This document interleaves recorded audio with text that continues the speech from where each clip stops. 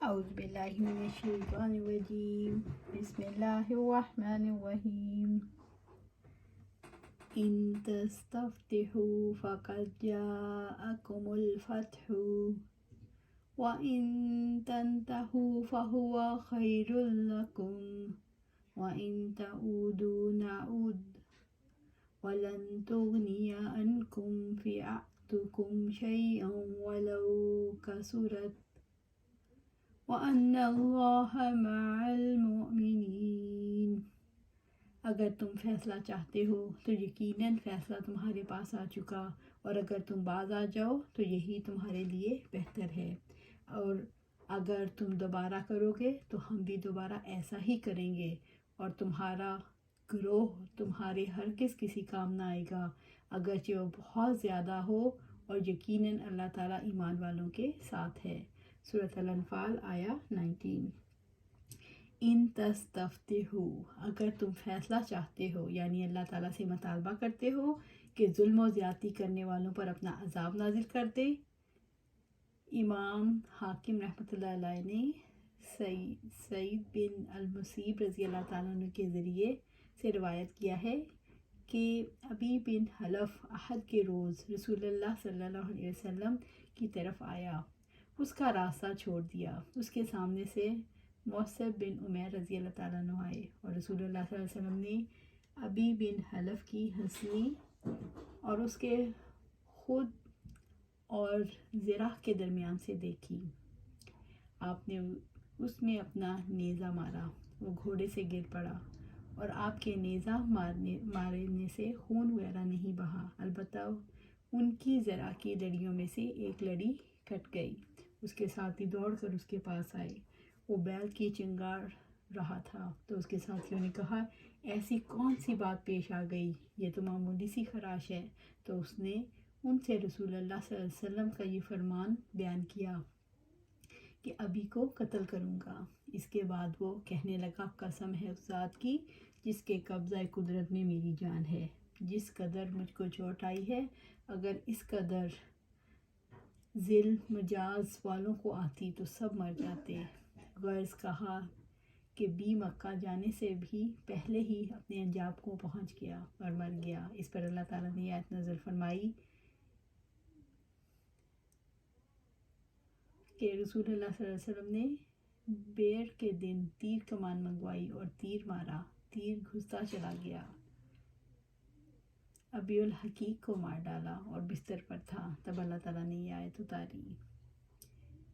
مگر مشہور یہ ہے کہ یہ آیت بدر کے روز اس وقت اتری جب آپ نے کفار کی طرف ایک مٹھی بھر کر کینکریاں ماری۔ بدر کا دن ہوا تو ہم نے کچھ آوازیں سنی، گویا آسمان سے زمین کی طرف آئی، گویا وہ کنکریوں کی آواز ہے جو ایک تشت میں آئیں، اور رسول اللہ صلی اللہ علیہ وسلم نے ان کنکریوں کو پھینکا، انہی کی وجہ سے ہمیں شکست ہوئی۔ اسی چیز کا اللہ کے فرمان میں ارشاد ہوا،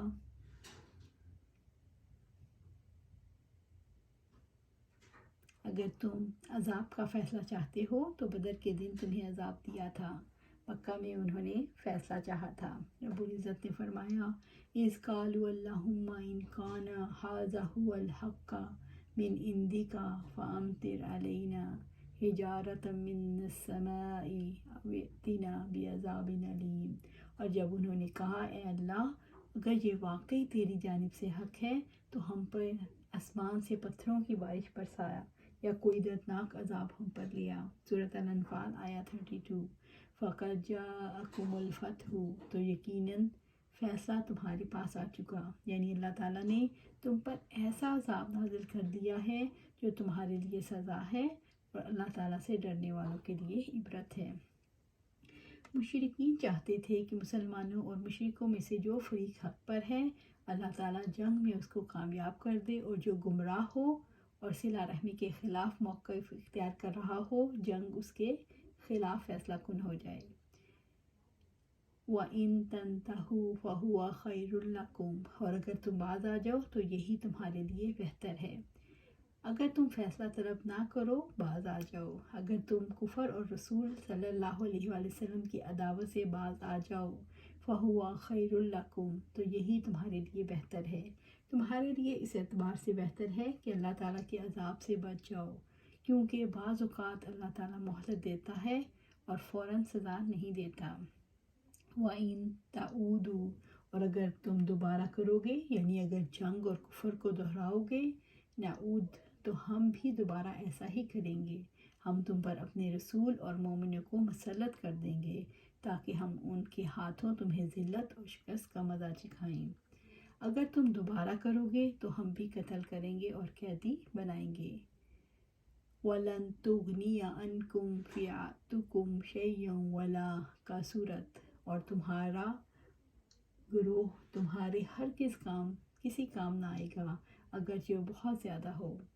فِئَتُکُمْ، تمہاری کثیر جماعت، تمہاری مددگار تمہارے کام نہیں آئیں گے جن پر اعتماد کر کے تم قتال کر رہے ہو۔ رب العزت نے فرمایا وَإِنَّ جُنْدَنَا لَهُمُ الْغَالِبُونَ، اور بے شک ہمارا لشکر ہی یقیناً غالب آنے والا ہے۔ سورۃ الصافات آیا 173۔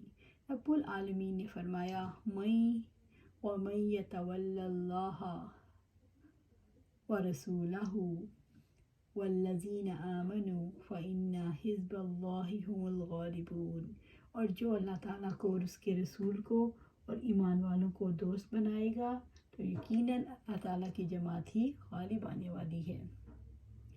وَأَنَّ اللَّهَ مَعَ الْمُؤْمِنِينَ، اور یقیناً اللہ تعالیٰ ایمان والوں کے ساتھ ہے۔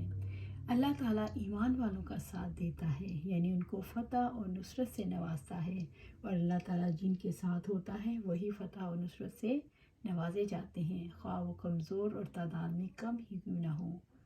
جس کے بارے میں اللہ تعالیٰ نے خبر دی ہے کہ وہ اس کے ذریعے سے اہل ایمان کی تائید فرماتا ہے، ان کے اعمال ایمان کے مطابق ہوتی ہے۔ اگر بعض اوقات دشمنوں کو اہل ایمان پر فتح حاصل ہوتی ہے تو یہ اہل ایمان کی کوتاہی واجبات ایمان اور اس کے تقاضوں کو پورا نہ کرنے کی وجہ سے ہوتی ہے، ورنہ اگر وہ ہر اعتبار سے اللہ تعالیٰ کے احکام پر عمل کریں تو ان کا پرچم کبھی سرنگوں نہ ہو اور دشمن کو کبھی ان پر غالب آنے کا موقع نہ ملے۔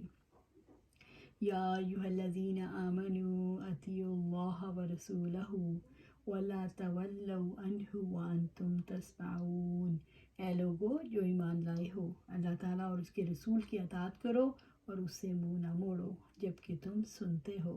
سورۃ الانفال آیا 20۔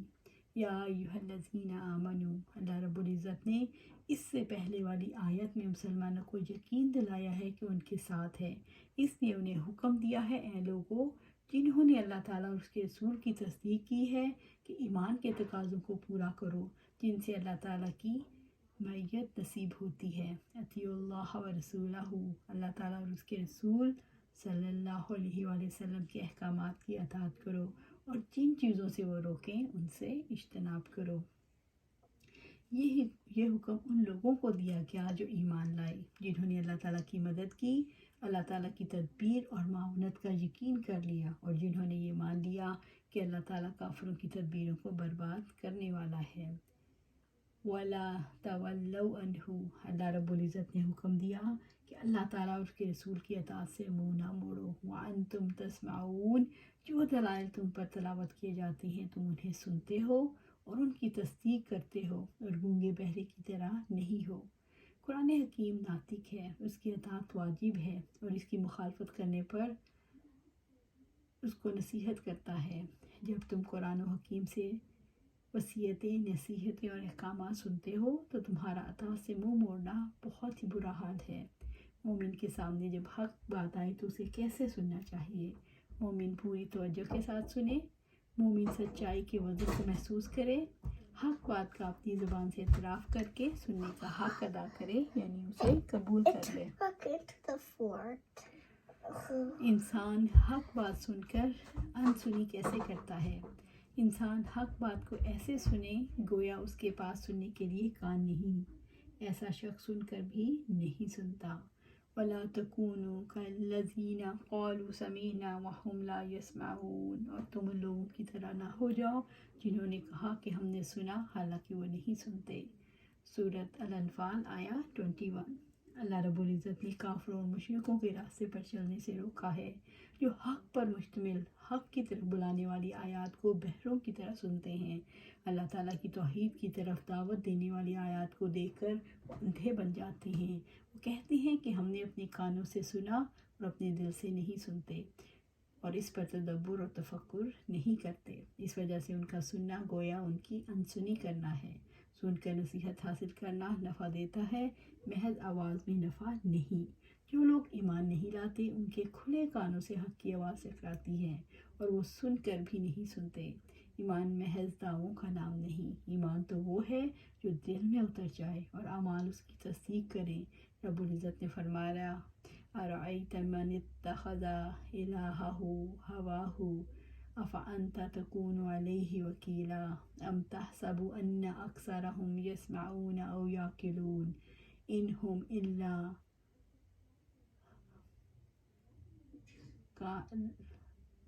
کالانعام بل ہم اضل سبیلا۔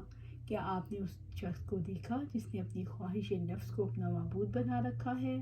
تو کیا ایسے شخص پر آپ ذمہ دار ہوں گے؟ یا آپ خیال کرتے ہیں کہ ان میں سے اکثر لوگ سنتے یا سمجھتے ہیں؟ وہ چوپایوں جیسے ہیں، بلکہ وہ راستے سے زیادہ بھٹکے ہوئے ہیں۔ سورۃ الفرقان آیا 43 and 44۔ بات یہ ہے کہ جب طلب نہیں ہوتی تو کان میں پڑنے والی بات اثر نہیں کرتی، کیونکہ ان میں دلچسپی نہیں ہوتی۔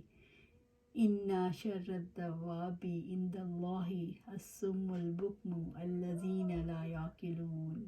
یقیناً اللہ تعالیٰ کے نزدیک بدترین جانور بہرے گونگے لوگ ہیں جو سمجھتے نہیں۔ اِنَّ شَرَّ الدَّوَابِ یعنی زمین پر چلنے والوں میں بدترین کافر ہیں۔ عند اللہ یعنی اللہ تعالیٰ کے حکم کے مطابق وہ لوگ جانوروں سے بھی بدترین ہیں جن کو آیات اور معجزات فائدہ نہیں دیتے۔ الصم البکم بہرے گونگے، الصم جو حق سے سن کر بھی نہیں سنتے، یعنی سننے کی صلاحیت ہونے کے باوجود نہیں سنتا۔ البکم جو حق بات سنتا نہیں، اس لیے سچائی کا زبان سے اعتراف نہیں کرتا، گویا وہ بولنے کی صلاحیت ہونے کے باوجود گونگا ہے۔ الذین لا یعقلون اور جو لوگ حق اور باطل، خیر اور شر، ہدایت اور گمراہی، اسلام اور کفر کے درمیان فرق کو نہیں سمجھتے، کیونکہ انہوں نے اپنے حواس کو منفعت، فائدے اور خیر والے کاموں سے معطل کر دیا، ان کے یہ قوی اور ادراک کرنے کی صلاحیت مفقود ہو گئی۔ اگر وہ اپنی عقل سے خدمت لینا چاہیں تو تقلید عصبیت اور جاہلیت کے لیے ہی لیں گے، جیسے کہ رب العزت نے فرمایا، ان فی ذلک لذکری لمن کان لہ قلب او القی السمع وہو شہید۔ بلا شبہ اس میں ہر اس شخص کے لیے یقیناً سبق ہے جس کا دل ہو وہ کان لگائے جبکہ وہ دلی طور پر حاضر رہنے والا ہو۔ سورۃ قاف آیا 37۔